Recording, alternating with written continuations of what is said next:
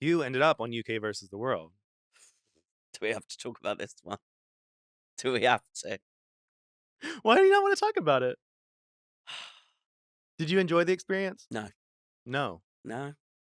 Um, I I remember getting the call and being like, "This is it. This is my moment to come back and be like, yeah, I didn't do the best on season one, but I'm gonna show people that I'm great at drag. Mhm. I've elevated everything. I was only 2 years into drag when I was getting ready, 2.5 really, when I was getting ready for season one. So my approach was very green. My drag was still very pedestrian, and I wish I had invested more into my package for season one because I thought I could do it on the cheap. Yeah. And now you can't do Drag Race unless you're like going bankrupt, Yeah. some of these girls, but you can do it on the cheap. I just wish I had the skills to do it myself, but I was I was the dancing diva that just wore off the rack Yeah. and would have like staple pieces. Like my green promo look for season one, um, they didn't tell us it was Meet the Queens. They just said that we were doing social content. So all these girls that have had fabulous promos since, I'm like, fuck you all. Because we thought our trailer where we were in that house Mhm. and then it turned into the disco, that was going to be our Meet the Queens looks. I thought so we got budget, I invested so much more thinking that was going to be it. Wow. And then when that fucking green look that I'd had for a year and a half, and I wore once a week or even more at my gigs, and everybody was like, "Wow, it's quintessentially you." I was like, "Fuck's sake!" And I remember Willem saying specifically, because I'd worked with Willem quite a bit, and she was like, "This image is gonna be used forever," and I was so excited. And then it was that one with my mouth open like this, like I was like, thank you guys, thank you."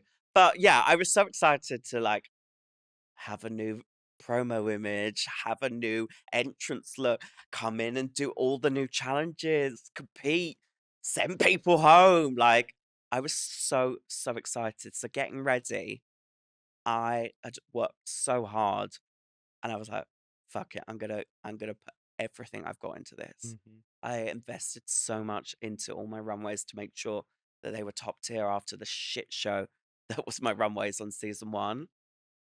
And then little Miss Janie Chicay comes in and pulls my lipstick.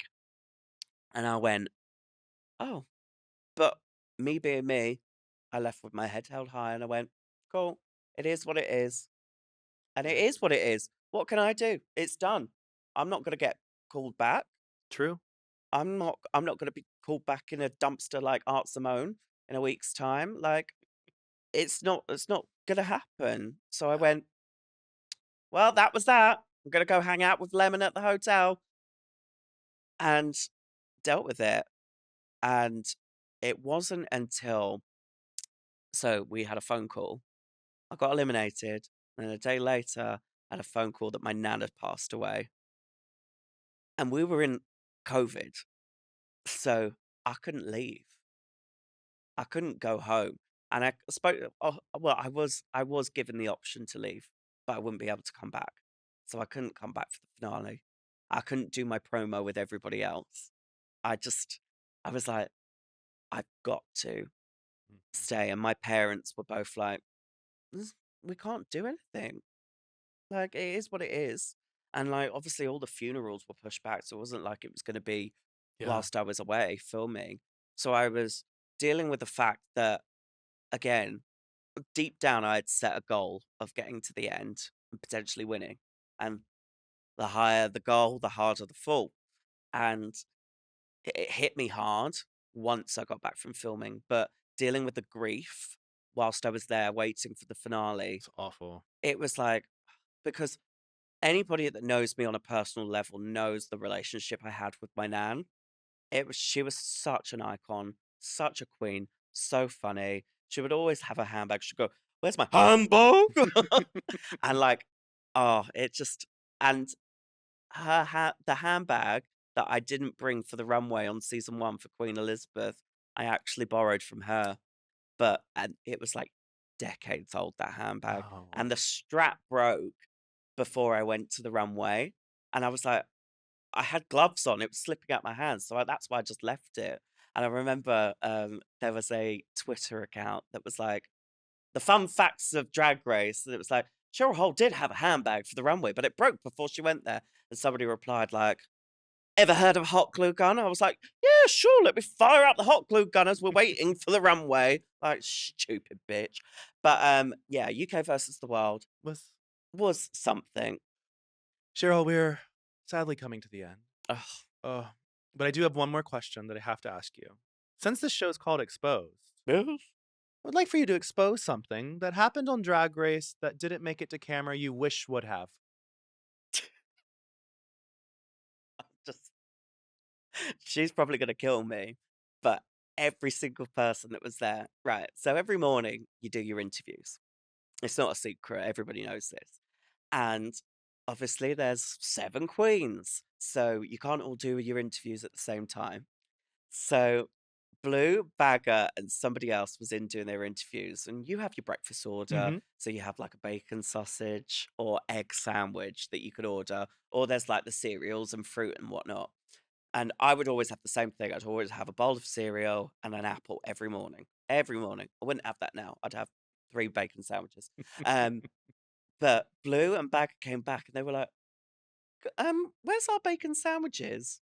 And like we were all looking around the room and Something Wong had eaten both of their sandwiches. So she'd had hers and the other two. And she was like, "I didn't eat the bacon sandwiches. I swear, I swear." And it's like an ongoing joke. Like Vinegar will like put in the group chat like bacon sandwiches. And like whenever I'd see Viv and we'd be like on set and there'd be like a rider and there'd be like bacon sandwiches, she'd be like, "I didn't eat the bacon sandwiches. I swear, I didn't eat the bacon sandwiches." So Something, we love you, but we know you ate the bacon sandwiches. So give up the ghost. We know it was you. Did you experience any falling out with friends once you started becoming more successful? No, I really didn't because I didn't have those friends that wanted to take advantage of me. That's good. Everybody, I didn't change. I haven't changed. You can say that some people like, oh, they're suddenly spending all their money on oysters and caviar. Like, I'll still have a McDonald's Mhm. and sit and eat my 20 chicken nuggets. And trust me, I've been eating my 20 chicken nuggets. She's in a big girl era.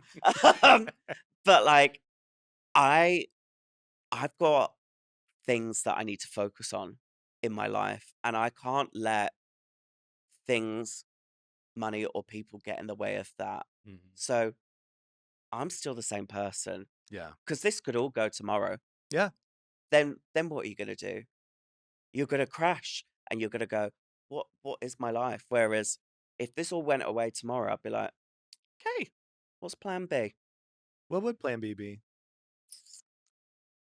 Do you know what? I think I would actually want to be like a stay-at-home dad housewife esque. I've realized over the last couple of years, I think COVID really helped that I am a homebody. Mhm. I've done my party years. I've been in those dark, horrible places, and I've done those things. And now I'm just such a homebody. I want to stay at home. I want to cook a lasagna.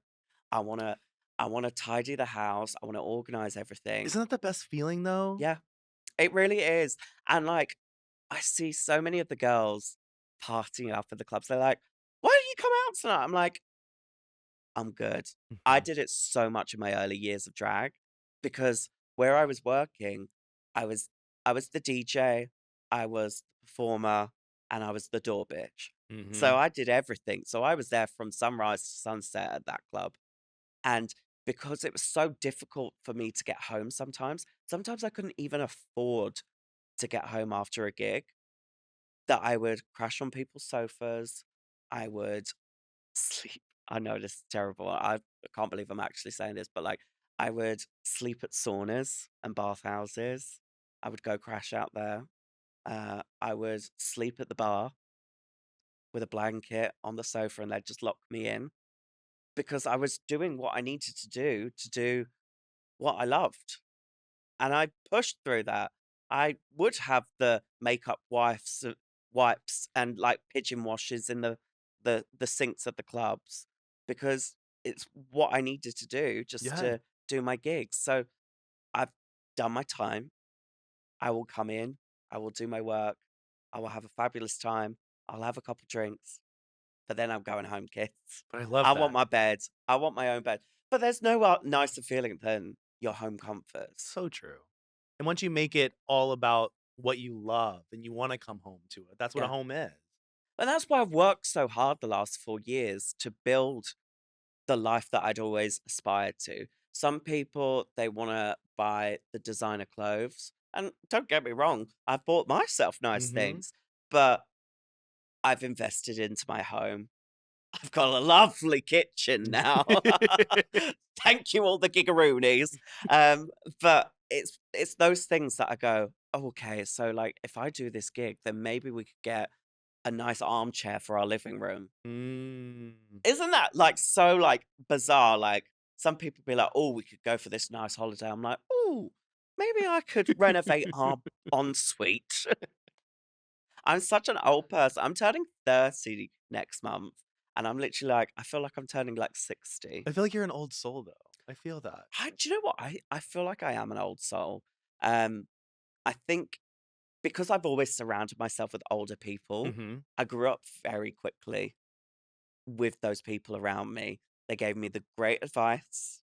I mean, I'm not sure if Laganja said it on here. I used to work at TGI Fridays Okay. when I was at university. And on my first day, they said, to be early is to be on time, to be on time is to be late, and to be late is unacceptable. And like, Taste will tell you now, I used to be, she nicknamed me Sister Time. Mhm. She'd be like, I'd be like, come on, show starting in 5 minutes. She'd be like, oh, calm down, Sister Time. Tick tock, tick tock.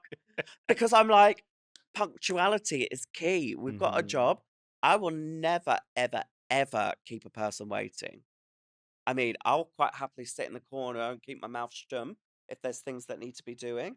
Like, say, for example, I turn up at an event and I turn up 10 minutes early. Mhm. I'll quite happily sit in the corner, just on my phone, playing a bit of Candy Crush or whatever. But I will not bother anybody because I know everybody's got a job to do. But I will not make your job difficult by being late. Yeah. Ever. Ever. Even turning up today. I was 5 minutes early because I didn't want to get Yes. stuck in traffic. And here's me on the streets of Hollywood in Getting high hot honked at. drag, getting honked at because I went to the wrong entrance. If I'm gonna do something, I'm gonna do it something with style.